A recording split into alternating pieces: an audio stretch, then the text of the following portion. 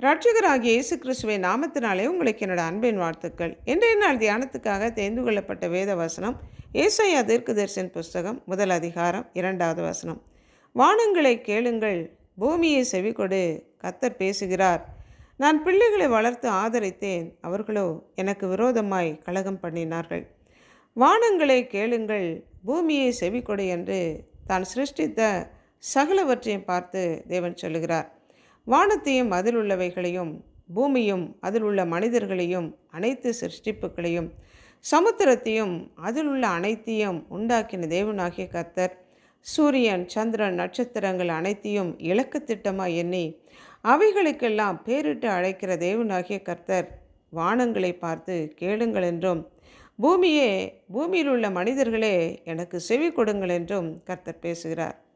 பிள்ளைகளை வளர்த்து ஆதரித்தேன், அவர்களோ எனக்கு விரோதமாய் கலகம் பண்ணினார்கள் என்று ஒரு தகப்பன் தன் பிள்ளையை பார்த்து சொல்வது போல நம்மை உண்டாக்கின தேவனாகிய கர்த்தர், நமக்காக ஜீவனை கொடுத்து நம்மை மீட்டு கொண்ட தேவனாகிய கர்த்தர் சொல்லுகிறார், நான் பிள்ளைகளை வளர்த்து ஆதரித்தேன், அவர்களுக்காக என் ஜீவனை கொடுத்தேன், அவர்களை நான் மீட்டு கொண்டேன். ஆனால் அவர்களோ எனக்கு விரோதமாக கலகம் பண்ணினார்கள். என்னுடைய கட்டளைகளுக்கும் கற்பனைகளுக்கும் பிரமாணங்களுக்கும் கீழ்ப்படியாதபடி எனக்கு விரோதமாக கலகம் பண்ணினார்கள் என்று தேவன் சொல்லுகிறார்.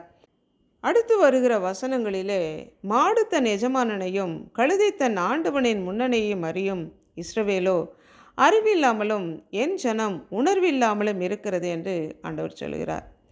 மேய்ச்சலுக்கு சென்ற ஒரு மாடு சாயந்தரம் ஆனவுடனே தன்னுடைய எஜமானுடைய வீட்டுக்கு வந்து சேரும். தான் கட்டப்பட்டிருந்த இடம் எது, தன்னுடைய எஜமான் இன்னான் என்று அறிந்து அவனுடைய இருப்பிடத்திற்கு வந்து சேரும். அதே போல் கழுதை தான் கட்டப்பட்டிருந்த இடத்திற்கு திரும்பவுமாக வந்து சேரும். தன்னுடைய எஜமானனை நன்கு அறிந்திருக்கும். ஆனால் என்னுடைய ஜனமோ அறிவில்லாமலும் என் ஜனம் உணர்வில்லாமலும் இருக்கிறது என்று தேவன் சொல்லுகிறார். தேவனை குறித்து அறியப்படுவது அவர்களுக்கு வெளிப்படுத்தப்பட்டிருக்கிறது. தேவனே அதை வெளிப்படுத்தி இருக்கிறார். ஆனாலும் கூட தேவனை பற்றின அறிவு அவர்களுக்கு இல்லை, வேதத்தை பற்றின உணர்வு இல்லை. என்னுடைய கட்டளைகளையும் பிரமாணங்களையும் அவர்களுக்கு எழுதி கொடுத்தேன், அவர்களோ அதை அந்நிய காரியமாக எண்ணினார்கள். என்னை அறிகிற அறிவு அவர்களுக்கு இல்லை என்று கர்த்தர் சொல்லுகிறார். தேவனை அறிந்தும் அவரை தேவன் என்று மகிமைப்படுத்தாமலும் ஸ்தோத்தரியாமலும் இருந்து தங்கள் சிந்தனைகளினாலே வீணரானார்கள். உணர்வில்லாத அவர்களுடைய இருதயம் இருள் அடைந்தது என்று ரோமாபுரியாருக்கு எழுதின நிருபத்தில் பார்க்குறோம்.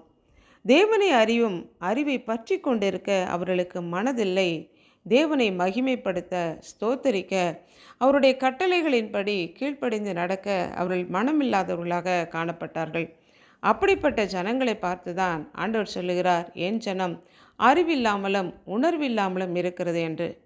அன்புள்ள ஆண்டவரே, எங்களை படைத்தவரே, எங்களை உண்டாக்கினவரே, எங்களுக்காக ஜீவனை கொடுத்து எங்களை மீட்டு கொண்டவரே, எங்களுடைய கரங்களிலே உடைய கட்டளைகளையும் கற்பனைகளையும் பிரமாணங்களையும் எங்களுக்கு எழுதி கொடுத்து உடைய வார்த்தையின்படி நடக்கத்தக்கதாக எங்களுக்கு உம்மை வெளிப்படுத்தி காண்பித்திருக்கிறீங்க.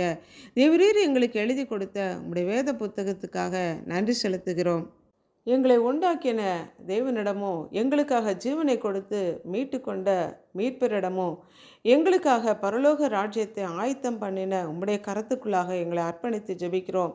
எங்கள் ஒவ்வொருவருடைய முகங்களும் சிருஷ்டித்த தேவன் பக்கம் திரும்பத்தக்கதாக எங்களை அர்ப்பணிக்கிறோம். இயேசு கிறிஸ்துவின் நாமத்தினால் ஜெபிக்கிறோம் பிதாவே, ஆமென்.